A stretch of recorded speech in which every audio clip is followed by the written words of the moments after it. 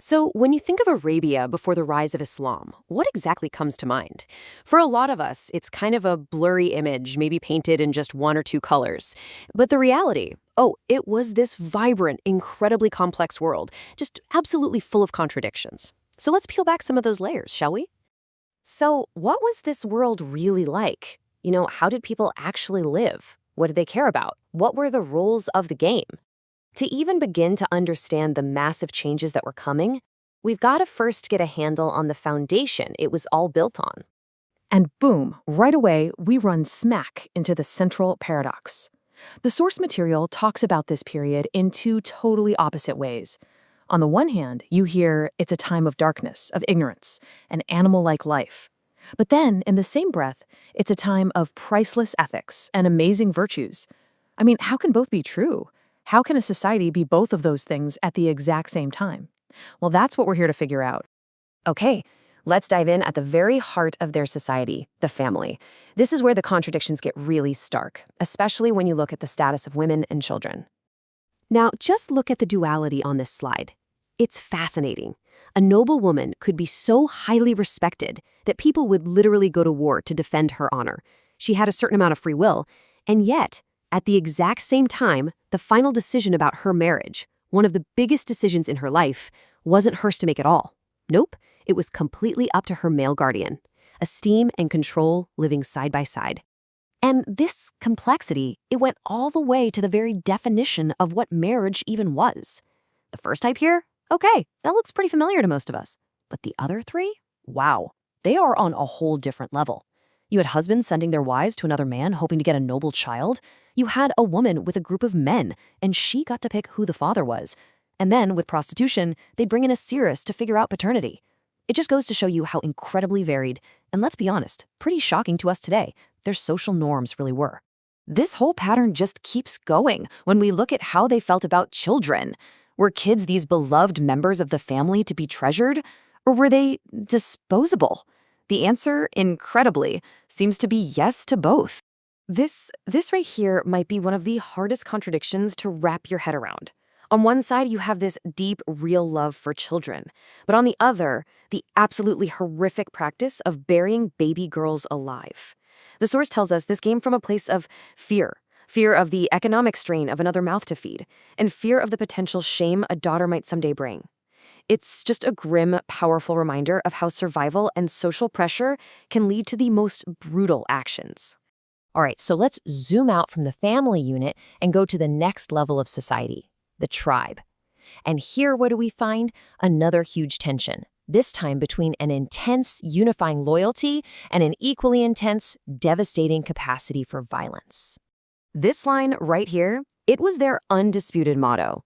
It wasn't just a nice saying, it was the absolute law of the clan. Your loyalty was to your blood, full stop.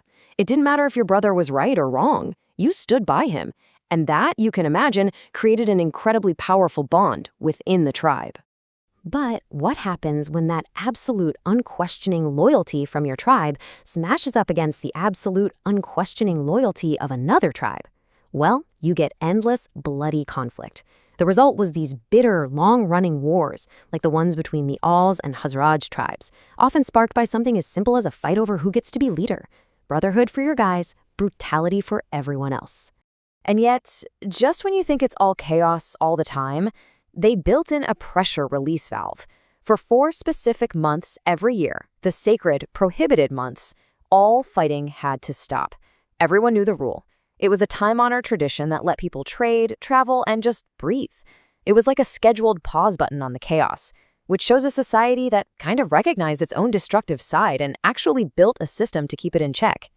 So this brings us down to the people themselves. What was their moral character like? What was their ethical compass? And as you've probably guessed by now, it was a profound mix of what we would call some serious vices and some truly impressive virtues.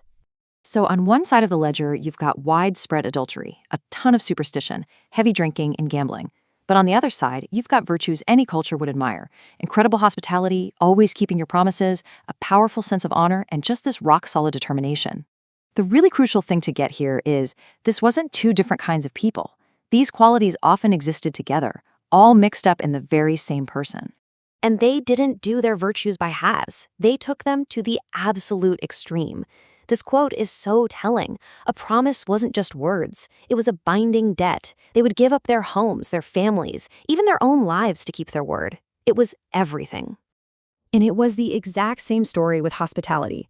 This wasn't just about being a polite host. An Arab would give a guest the last bit of food his own family had, and he'd see it as a moment of great pride.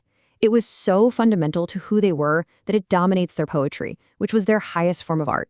Think about that. Almost half their poems were about being a good host. Okay, now this is where it gets really, really interesting. Two of what we'd call their main vices, drinking and gambling, were directly tied to their greatest virtue, generosity. See, wine was for sharing, a way to show you were a good host. And money won from gambling? It was often given away to the poor. The source even points out that the Quran acknowledged there was some benefit in these things, before saying that their sin was greater. It just shows how tangled up these moral opposites really were. So what do we do with all this? A society of deep, deep paradoxes. Women who were esteemed but controlled, children who were loved but also discarded, a fierce brotherhood that fueled brutal wars, and rampant vices all tangled up with priceless virtues. This wasn't just a random mess of traits. So why does this very specific, very strange combination matter? And what kind of foundation was it building? And here it is. This is the really provocative idea that the source material puts forward. It argues that this potent mixture wasn't just some historical accident. It was this very combination, this untamed raw energy alongside these priceless ethics like determination and keeping your word, that created a people who were uniquely prepared to take on the burden of a new world-changing message. So, the big takeaway is crystal clear. Pre-Islamic Arabia was anything but simple or one-dimensional. It was a world where opposites were just woven into the daily fabric of life. Esteem and subjugation, fierce loyalty and brutal war, rampant vice and priceless virtue, all of it, all at once, often in the same exact people. And all of that leaves us with a final, much bigger question to chew on. When you look at a complex history like this one, it kind of forces you to ask, how does the unique character of any society, the whole package, its greatest strengths and its deepest flaws, how does that ultimately shape its destiny?